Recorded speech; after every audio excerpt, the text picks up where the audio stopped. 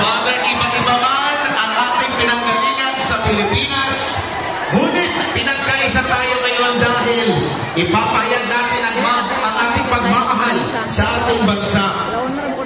Minamahal nating bansa at siyempre ang pagpapasalamat natin kay dating Pangulong Rodrigo Duterte.